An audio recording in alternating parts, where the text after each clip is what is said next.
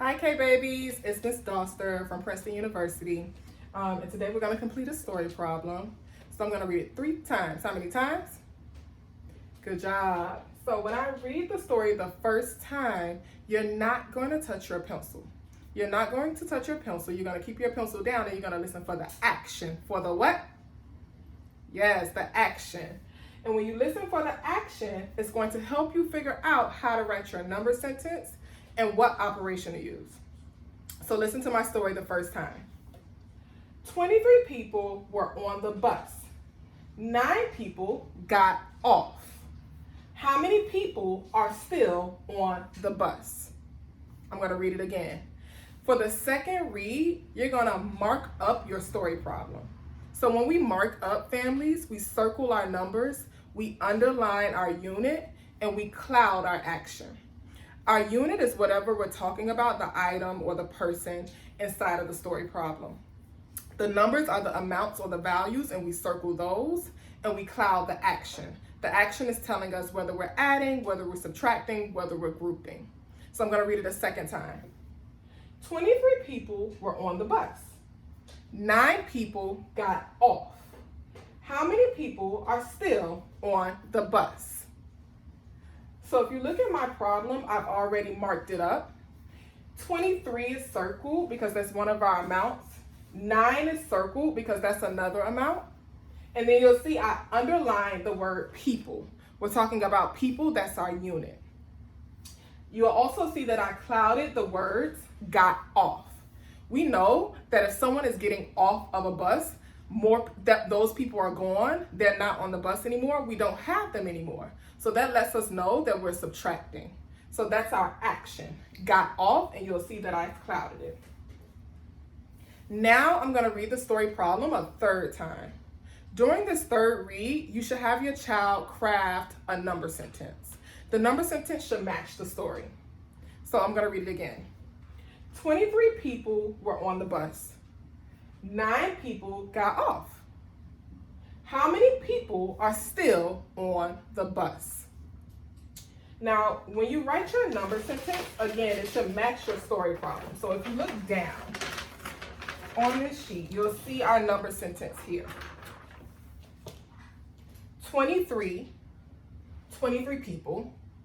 That represents the 23 people that were on the bus to begin with. Minus, I know to put a minus sign because they got off. We're losing people. 9 people were the amount of people that got off. So that's where this 9 comes from. That's what it represents.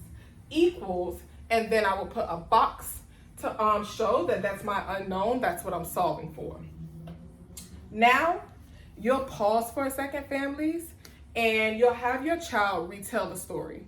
When they retell the story, they're just repeating the story back to you. They can say it in their own words. They don't have to read it word for word. But the goal is that they just understand what's taking place in the story. Take a second to pause. Okay, and as you press play again, now you'll ask your child a comprehension question. And this comprehension question is just to see whether they really understand what's taking place in the story. So the comprehension question would be, will there be more or less? More or less than 23 people on the bus? The goal is for them to say that there will be less people on the bus. There will be what? Less people on the bus. Yes, less people on the bus because 9 people got off. That lets you know that they're on the right track to solving correctly because they know that people got off and they're subtracting. So after you ask that comprehension question, it'll be time for them to solve. So they'll go right into solving. Here you'll see 2 different strategies. I have a direct modeling strategy where you'll see circles. And then I also have a counting back strategy where I just start with the number 23. I'll explain both to you. Either strategy is fine for your child to use. It just depends on what level they are and what they're comfortable with, and that's okay. Whatever they choose is fine. So right here you have 23 circles. I started with 23 circles because at first there were 23 people on the bus. 1, 2, 3, 4, 5, 6, 7, 8, 9, 10, 11, 12, 13, 14, 15, 16, 17, 18, 19, 20, 21, 22, 23. Notice how I grouped my singles or my circles in rows of 10. This is just so they are more organized, and it also helps with their base 10 knowledge, so they'll be able to count by tens in the future. A lot of our babies already know how to do that, but it also helps when we move to direct modeling with 10 sticks. Now, 9 people got off. Okay, so now I'm crossing out 9 circles to represent the 9 people that got off the bus. So you'll see I slashed out the number 1, I slashed out the number 2, 3, 4, 5, 6, 7, 8, 9.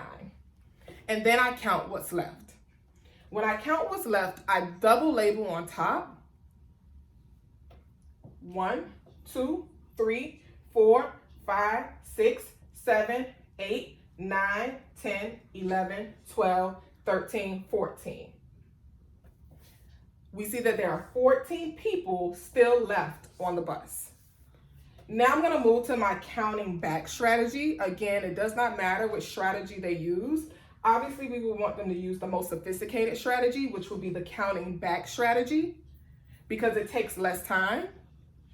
23. I would just start with the number 23. So you will see me write 23 because there were 23 people on the bus to start with. So I start with the number 23. I put my minus sign to represent my action of people getting off the bus. And then I represent the 9 circles to show that there were 9 people who got off. After that, we count back. We count what? Back. Yes, we count back. So I'm going to count back. 23, we start at 23. When I count back, right before 23 is 22. I'm going to double label on top. 22, 21, 20, 19, 18, 17, 16, 15, 14. We still get 14 people. And then that's when I will write in my answer in my unknown box, 14, and my unit, which will be people, 14 people.